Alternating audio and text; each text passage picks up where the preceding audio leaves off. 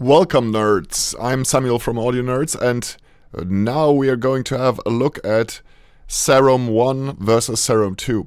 This is a direct comparison because, as so often, an A-B or kind of like, A-B comparison makes a lot of sense not only with audio but also with design in this case. On the right side we have the original Serum 1, and then on the left side we have the new beast in town, the Serum 2. Let's go over it from left to right and compare it. So first of all, if we go all in the left corner, we see sub and also sub over here. That apparently stayed the same. But noise is here, and in the Serum it's over here, in the Serum 2. So that is a difference. Then the overall skin is a little bit changed as well. And of course, we have more envelopes, more LFOs.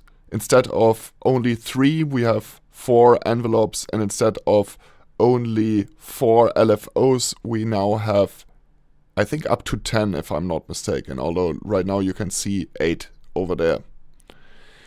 Furthermore, we have, of course, the updated filter section that is very different because now we finally got a dual filter, which is highly appreciated by me because I'm coming from a Virus TI environment, like a lot in synthesis, so there we are already used to that parallel or serial filter block, which is really cool. And there is, of course, also, I think, new oscillators. I don't only think so, I know. And I believe also a couple of new filter types and new effects. Other than that, what else changed? The macros changed.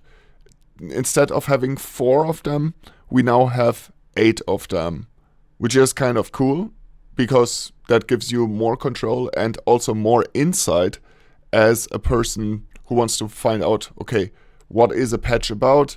Usually it does make sense to have a look at the macros and kind of reverse engineer what the guy wants or did do with a certain sound and what makes the character of a certain sound. This is always in reverse engineering synthesis.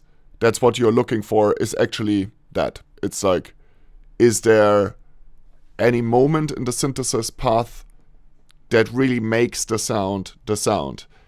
Identify that, basically, and you kind of got the magic isolated of a patch, and that's always what you would like. Other than that, I did already another video where we go a little bit more in depth, but I wanted to do this quick video where we just have a look at the visual differences, and you can see that it's really a sequel, not a reboot. Which is great, I believe, because it's extremely intuitive. It always has been extremely intuitive, and it still is, which is a great thing. And we could go more in depth, but I would like to keep that one short and concise, and also kind of like isolated for the oscillator section. But of course there are other regions, so let's have a quick look, why not? There's of course this, which is really cool. It's basically a mixing section where you can like mix the volume of all of the different elements in the synthesis chain. I never saw that, to be honest with you, if I'm not mistaken. I can't remember any other synthesizer that does that specific thing.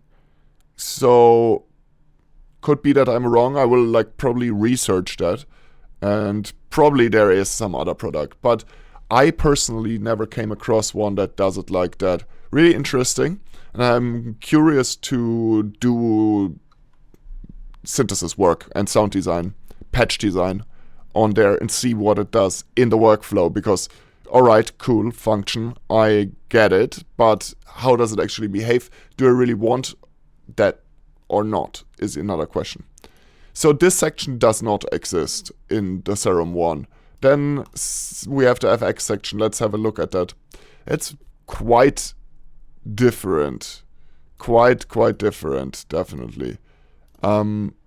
Let's go to init preset so that it's like a little bit more fair, because like over here we have it in a preset. So it is similar, but you, instead of having them already like laid out for you, and you just kind of activate them, and then I believe you could even like change the chain. No, could you? Ah, yeah, you could. So you see, you still can change the chain, but it's all like kind of like pre-made over there on the left side.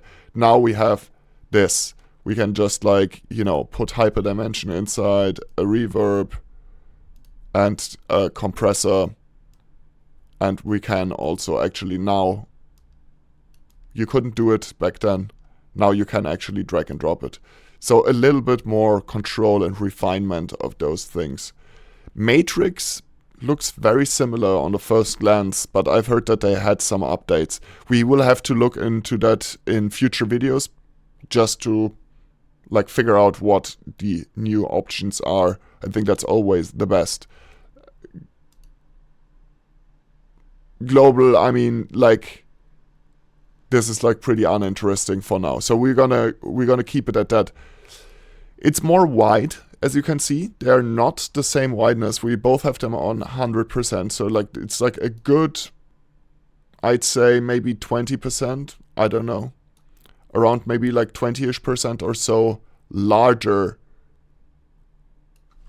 in its wideness. It's wider, while pretty much remaining the exact same height.